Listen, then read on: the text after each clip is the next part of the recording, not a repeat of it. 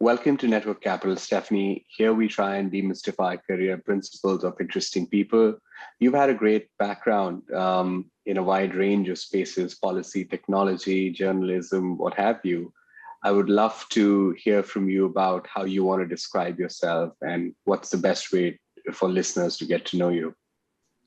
Sure. First off, thank you so much for having me. It's a pleasure to be here with you today. I really believe in the importance of mentorship and sharing knowledge and our career experiences. So just really appreciate this opportunity to connect with your audience.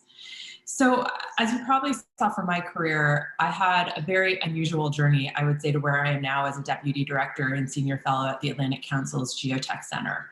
It was entirely one that I think would have been very unpredictable had you asked me when I was 20 what I was going to do. I do, for the record, see myself as a social innovator, as a problem solver. I'm really very passionate about the spaces in innovation and disruption, and specifically how we can leverage them for social good. And the idea that innovation really is something that everybody on our planet should have access to, and we should be thinking about how do we innovate to solve the world's largest challenges, which to me are really global climate change, wealth inequity, and somewhat adjacent to that, future of work. So how are we going to address how technology may destabilize different societies, right? So those are sort of my passion points. But what happened is when I was 20, I thought I wanted to be a movie producer. So I went to Hollywood, I went to New York City and then went to Hollywood and got some incredible jobs on movie sets, including Mr. and Mrs. Smith and Man on Fire. I was even Jake Gyllenhaal, the actor's dog walker, for a while. So I had quite a few jobs in the industry, but what it really taught me was a lot about grit, I think, and how to get things done in very detail-oriented ways. Movies are very high stakes productions with a lot of really important stakeholders. And so it taught me a lot about stakeholder management and negotiating between different teams. What it also taught me, and I didn't realize at the time, was how disruptive technology is to industries. I didn't understand it, but when I came in, I thought I wanted to be in the movie business, right, in the actual production of film. Meanwhile, a lot of the great storytelling was already migrating to television, and within the same span of the 10 years that I worked in film, it migrated to radio and it migrated to internet and like podcasts, right? So there were these huge shifts, including like several writer strikes that destabilized the market for a while. I ended my career working at Fox, where I worked on the rise of Hulu and the fall of MySpace at the same time.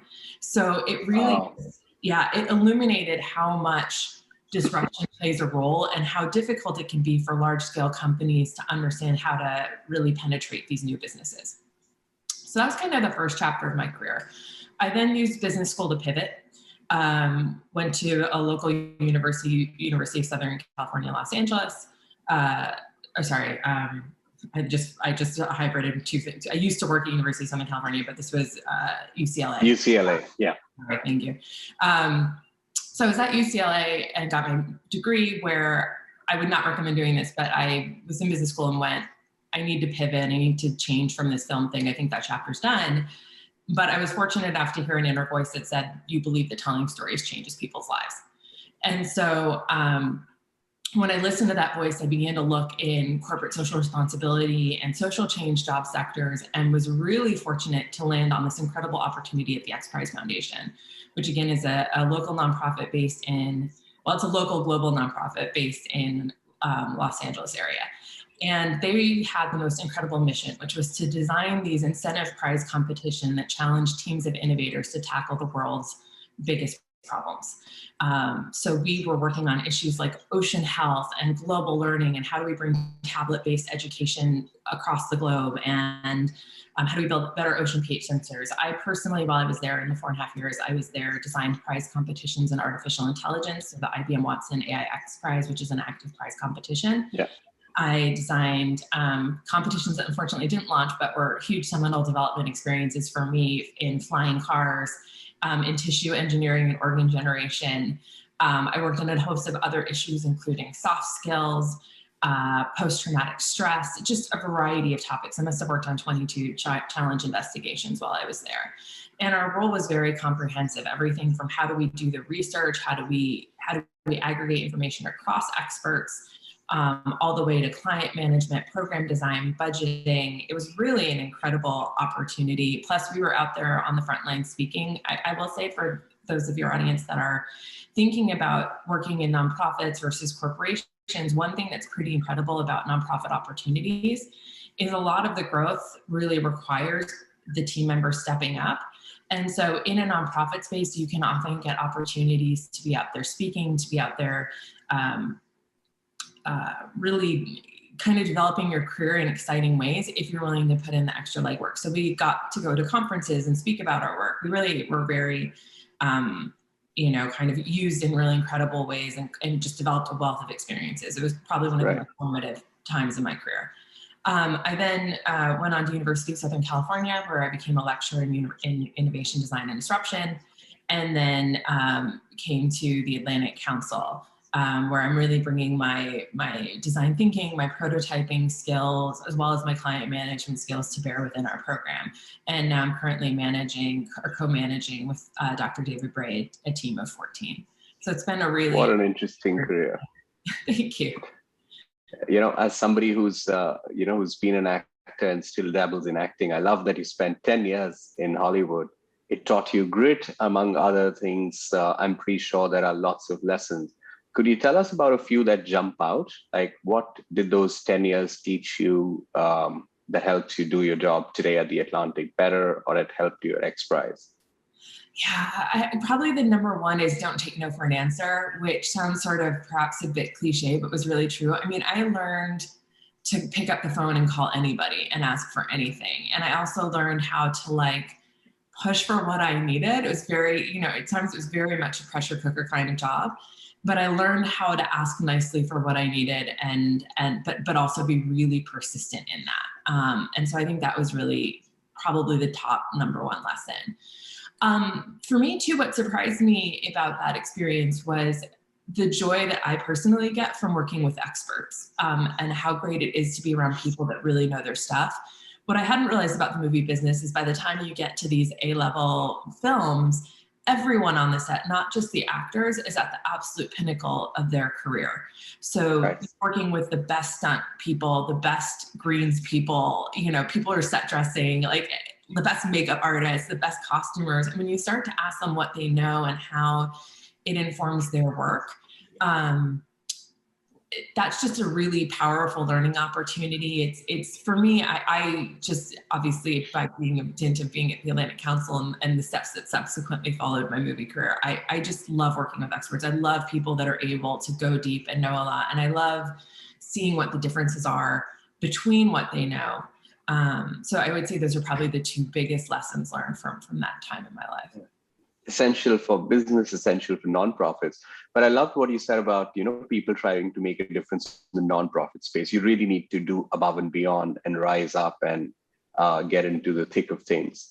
Mm-hmm. When did you first realize that this needed to be done? And can you give a few examples from, say, XPRIZE or the Atlantic Council today where you've had to step up, do above and beyond? Because the incentive structure of nonprofits is not like, say, a typical corporation, right? Or a bank or a tech company. It's different. That's such a fair point. I would say, like, I feel like I got that vibe from day one, but I also think at XPRIZE, we're very privileged to be asked to do a lot. I think actually the caveat I would say about nonprofits is XPRIZE, and actually I would say the Atlantic Council as well, aspire to being high growth organizations.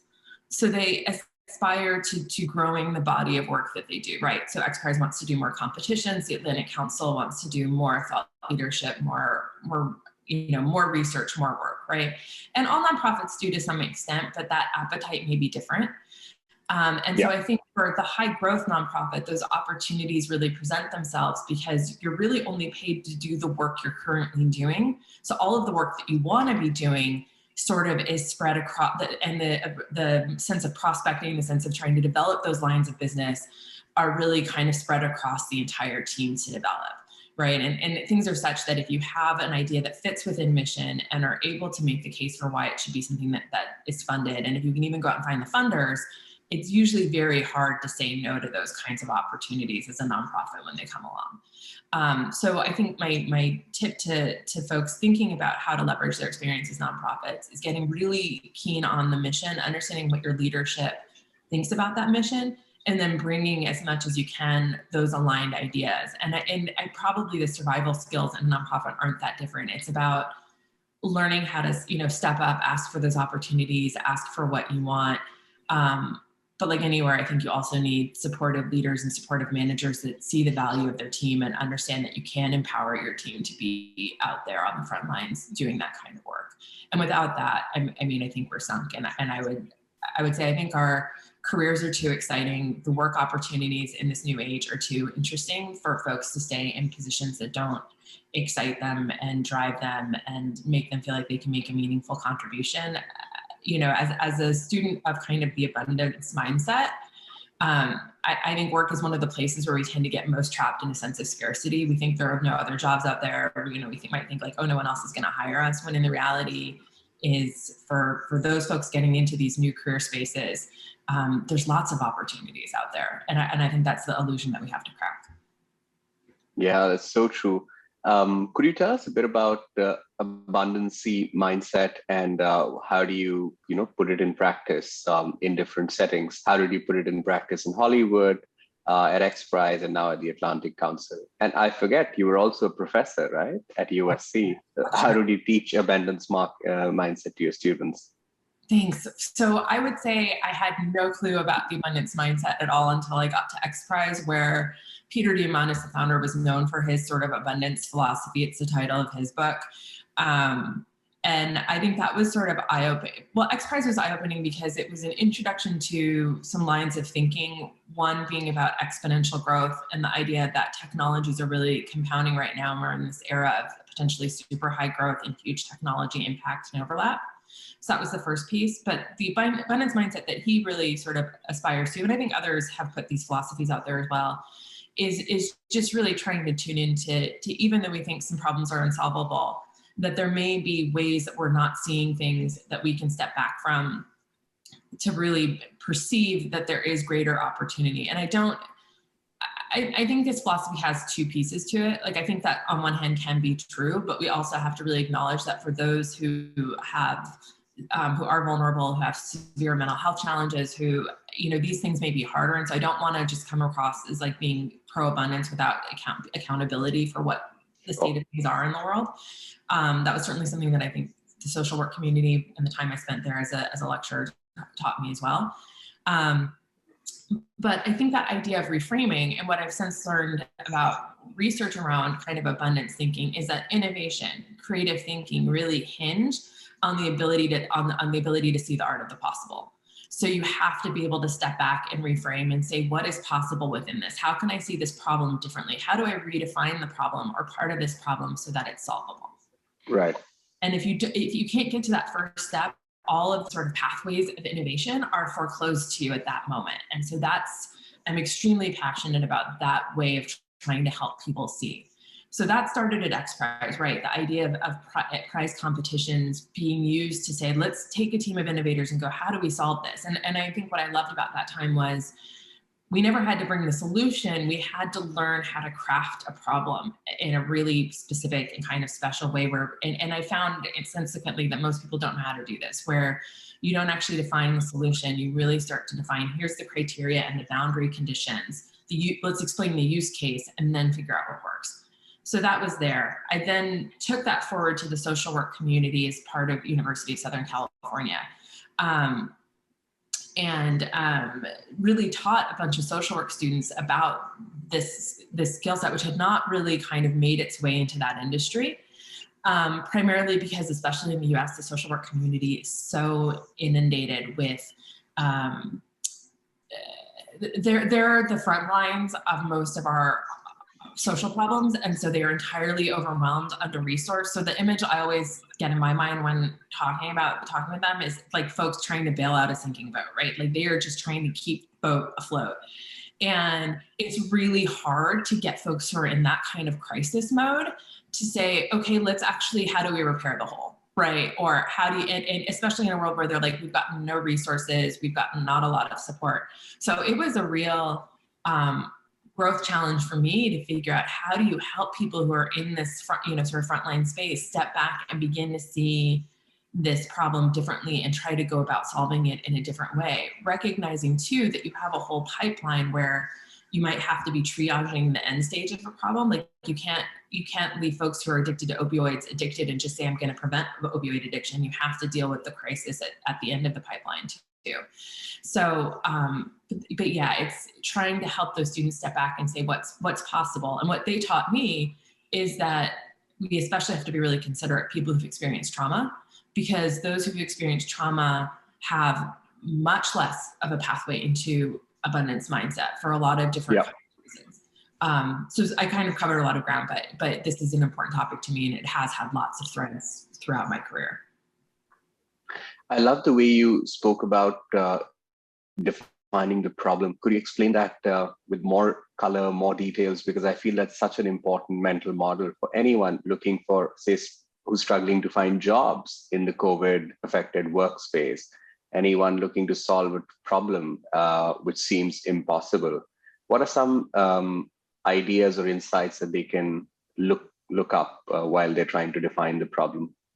Sure, yeah, I'm happy to talk about defining the problem. I will say, in terms of like those of your community that are looking for work right now in the COVID space, I think one of the things that I would challenge folks to think about, just to sort of put this abundance philosophy into practice, is to think about the power of remote work, right? If you start to see your job hiring spaces anywhere in the world or anywhere in the country, just think of the volume of jobs now that you can apply for that have opened up to you. So that's one kind of art of the reframe that I would just present out there. In terms of defining the problem, I think, to me, it really hinges on understanding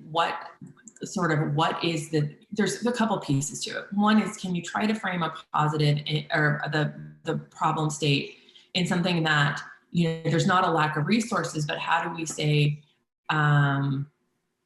something like, children need to be able to have reading skills in order to be educated, right? So forming a sort of positive statement at the start of your problem definition, just so you can really try to not say it's a lack of education, but the problem is that they don't have this critical skill, right? Does that make sense? Right. I might have lost you there, but so I try to start there where I can, not supposing the last part of it.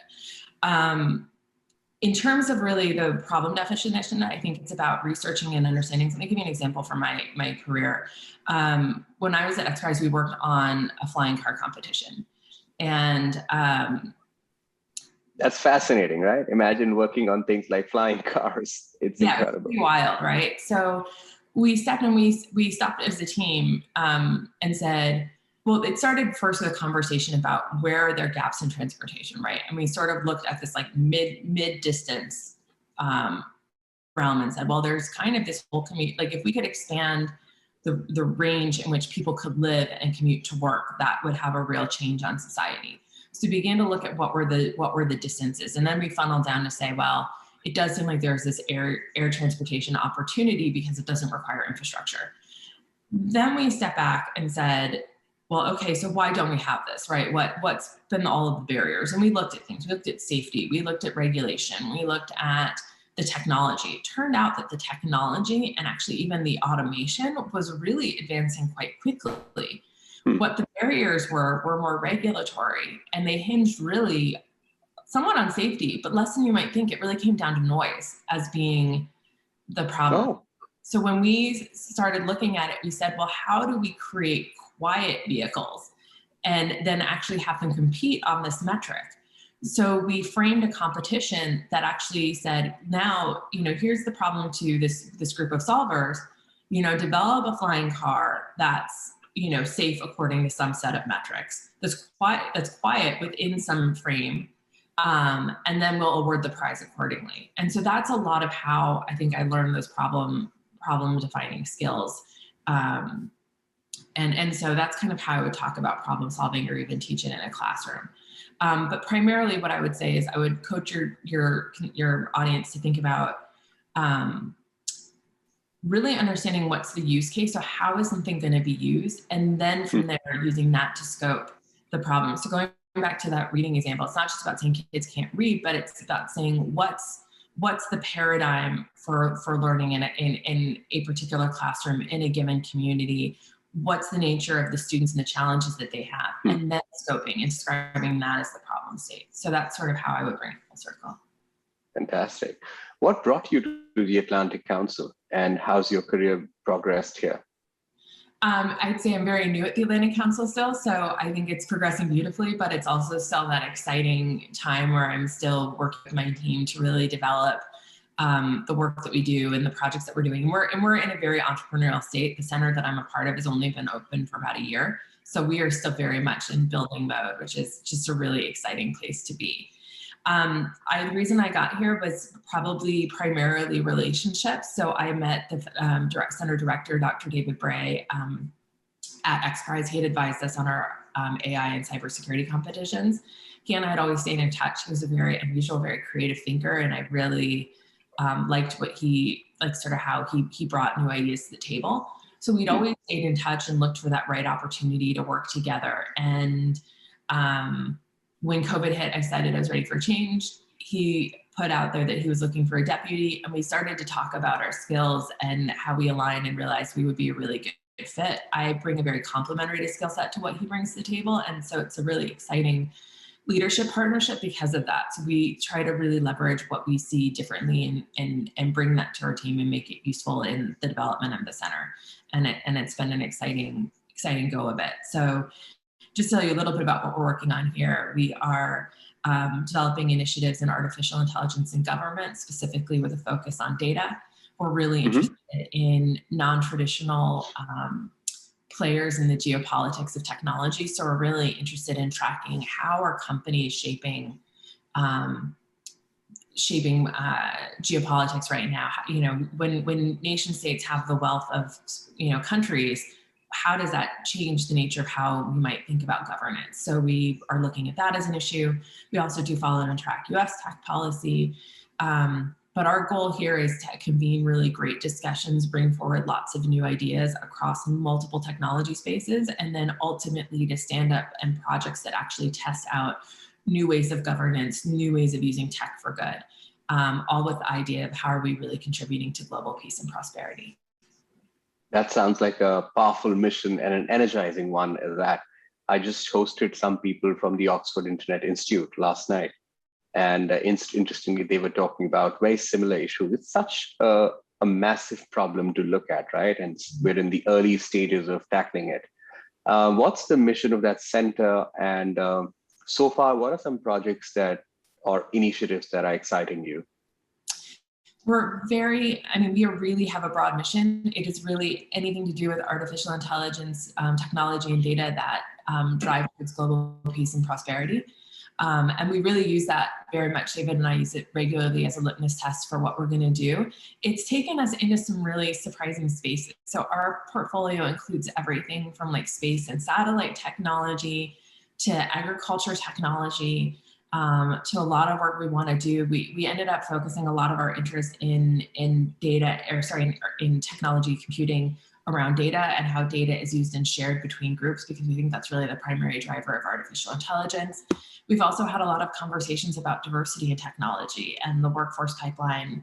And so I've personally, in the short time I've been here, stood up a podcast on women in technology leadership.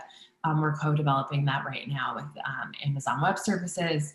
So we have a lot of really great projects in the fire, in the hopper, so to speak.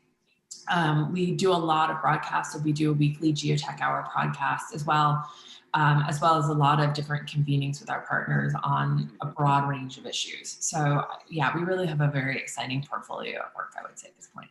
But women or diversity is an important area. Arjun, the person who introduced us, thank you, Arjun, first of all.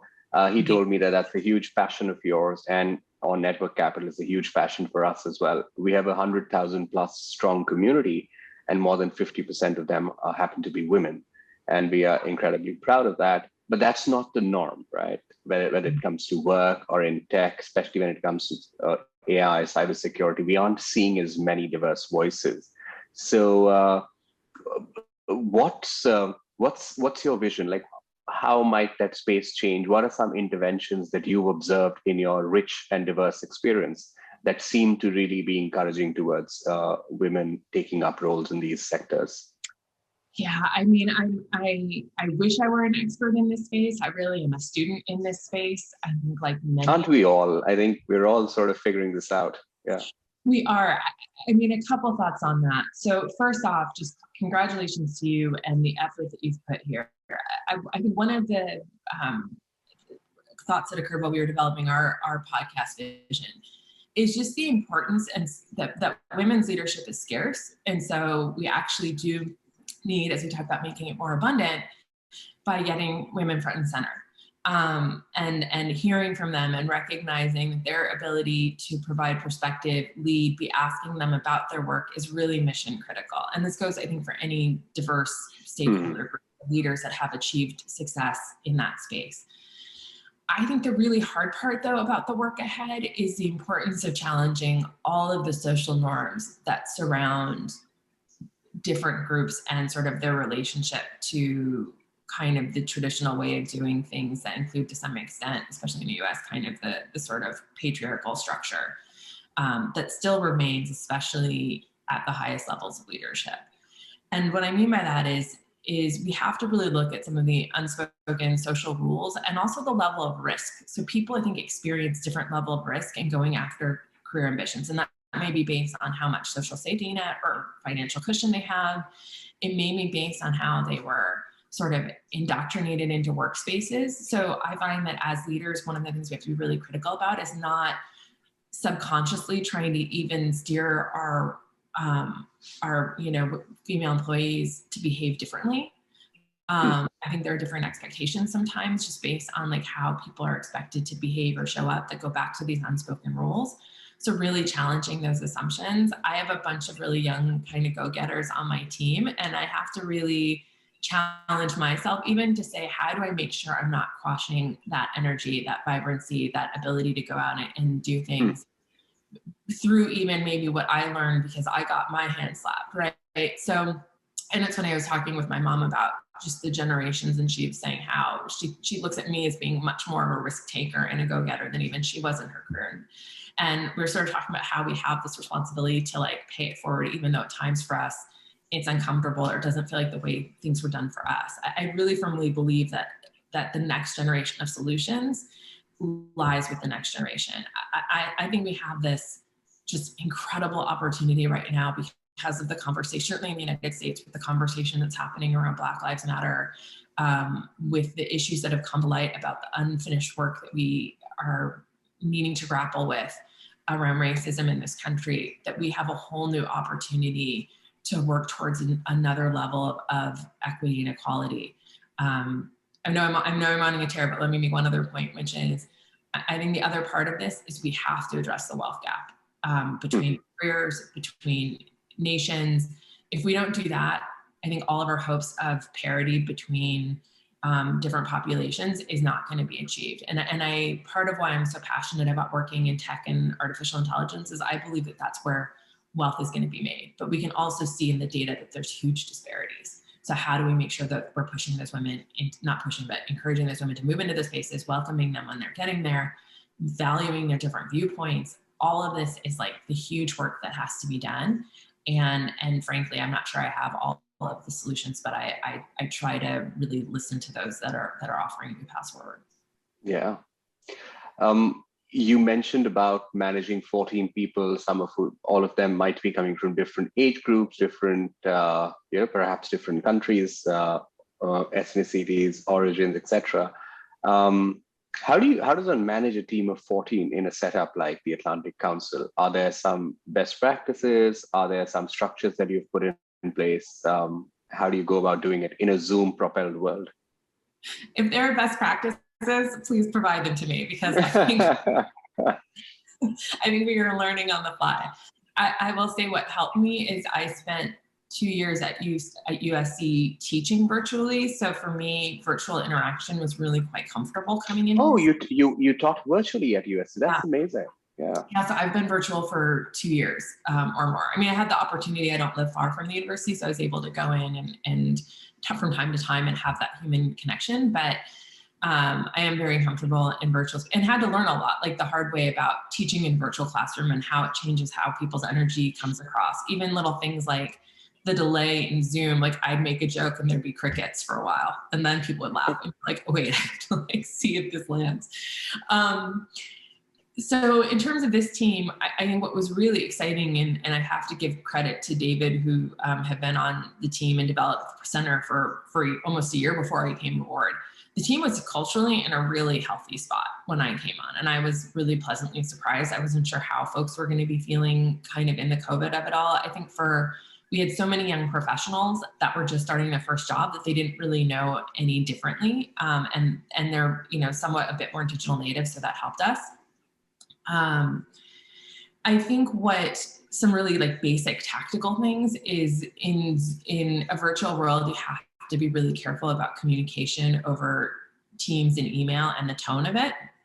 And so I try to make sure that any kind of feedback session that's happening, or if I'm sensing, like sometimes I can remember reading a chat with a team member and I could just see we had like not aligned, that there was a fundamental assumption that was different from my assumption, and it was just occurring. And I was like, the more we're going to chat about this, the more we are going to get off base. And so really saying, whoa, like we need to stop this happening in the chat and get at least where we can see faces and get that extra layer of information is so critical. I think that's 90% of it. I think not losing sight of building your culture. And so I've noticed that our team does a lot to just even come together for happy hours, create playlists, share memes, share GIFs. Like we do a lot of just like kind of silly things in the background to keep that energy of we're a team working. I think kudos to David. One of his leadership philosophies is really about network power. And so he really tries to empower our team to take a lot of responsibility and run with the projects. I think you can't be in a virtual environment and not have trust for your team and trust that they're working. And I've been in cultures where the expectation is both to have kind of, be in your seat from 8 hours a day and then be working 24/7. And so that's a really unfair situation to put the team in. And so our philosophy tends to be, do your work, we trust you. And honestly, we know, because again of the workload that we have, that if things are getting done, we know the team is working hard. It's like you can kind of see the flow. And if something doesn't seem like it's gotten done, then that's when we have those touch points and those checkpoints. And we try to really keep it, I think, kind of healthy inquiry, like what's going on with you personally, like how are things going, and understanding where stuff is coming from. And then just owning that we all have moments of something got missed or something got dropped, and how do we course correct. So we have a really, I think, healthy sort of course correction culture, more than like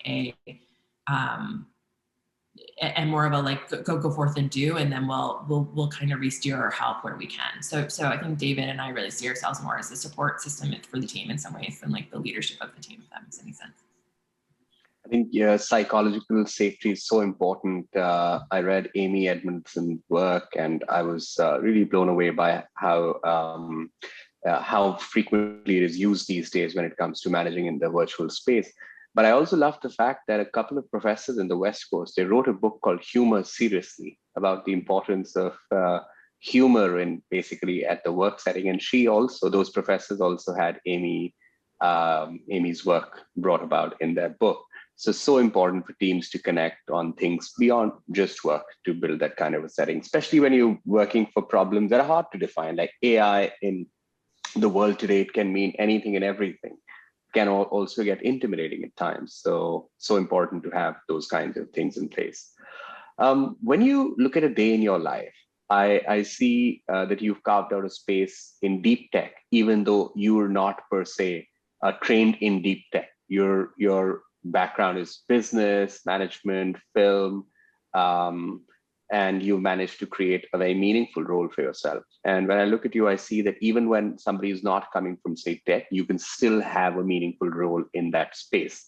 So what's your advice to people who are, say, liberal arts folks, or people in alternate or adjacent streams, but still are curious about tech? How might they go about it?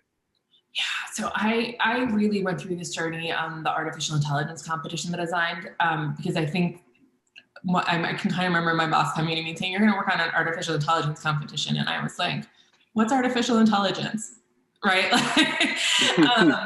So I had to learn really quickly, and what I think the trick to anything is just learning. But what's surprising is that you can get up to speed very quickly. I mean, in some ways, I had the luxury. I had 6 months where I got to read, study, talk to folks. And honestly, I started doing interviews before I really even knew a lot. I mean, I read a little bit to prep, but I was talking to experts right away. And I think the trick of the trade that I took away from that is, one, learn the vocabulary. So every time someone said something to me that I didn't understand, I went and looked it up and I read it, and then I started to put those pieces in place.